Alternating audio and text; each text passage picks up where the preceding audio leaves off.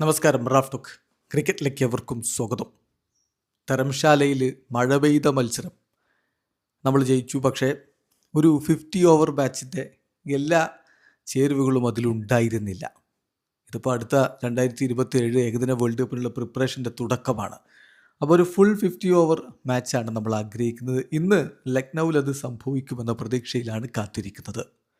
ഉച്ചതിരിഞ്ഞ് 1:30 ലക്നൗവിൽ India versus Afghanistan മത്സരമുള്ളത്.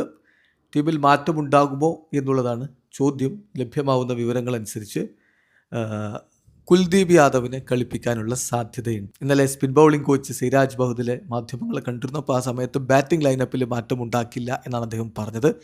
May be ഒരു സീമർക്ക് പകരം കുൽദീപ് യാദവ് വരാനുള്ള സാധ്യതയുണ്ട്. അതായത് പ്രസിദ്ധ് കൃഷ്ണയെ മാറ്റി കുൽദീപ് വന്നേക്കാം. മറ്റു മാറ്റങ്ങൾക്കൊന്നും സാധ്യതയില്ല.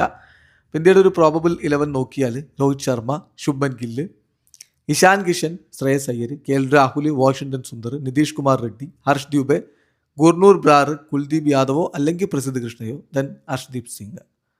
അതേസമയം മറുഭാഗത്ത് ദാറുഷ് റസൂലി തിരികെ സ്ക്വാഡിനോടൊപ്പം ചേർത്തിട്ടുണ്ട്. അദ്ദേഹത്തിൻ്റെ പിതാവ് കഴിഞ്ഞ ആഴ്ച മരണപ്പെട്ടതായിരുന്നു. ഏതായാലും അദ്ദേഹം ഇപ്പോൾ സ്ക്വാഡിനോടൊപ്പം ചേർത്തിട്ടുണ്ട്. അപ്പോൾ അഫ്ഗാനി ടീമിൽ മാറ്റമുണ്ടാകുമെന്നാണ് ചോദ്യം. ലഭ്യമാവുന്ന സൂചനകൾ മാറ്റമുണ്ടാവില്ലെന്ന് തന്നെയാണ്. അങ്ങനെയെങ്കിൽ അഫ്ഗാൻ്റെ ഒരു പ്രോബിൾ 11 റഹ്മാനുള്ള ഗുർബാസ്, ഇബ്രാഹിം സദ്രന്, സദിഖുല്ല അത്തൽ, റഹ്മദ് ഷാ, ആഷ്മത്തുള്ള ഷാഹിദി, അസ്മത്തുള്ള ഒമർസായി, മുഹമ്മദ് നബി, റാഷിദ് ഖാൻ, അല്ല ഗസൻഫർ, മുഹമ്മദ് സലീം, സിയാഉർ റഹ്മാൻ. ഏതായാലും മികച്ചൊരു പ്രകടനത്തോടു കൂടി ഗംഭീര വിജയം ടീം ഇന്ത്യ നേടട്ടെ, പരമ്പര പിടിക്കട്ടെ. വീഡിയോ അവസാനിക്കുന്ന ക്രിക്കറ്റ് ലോകത്തെ കൂടുതൽ വിശേഷങ്ങളുമായി റാഫ് ടോക്സ് എത്താം.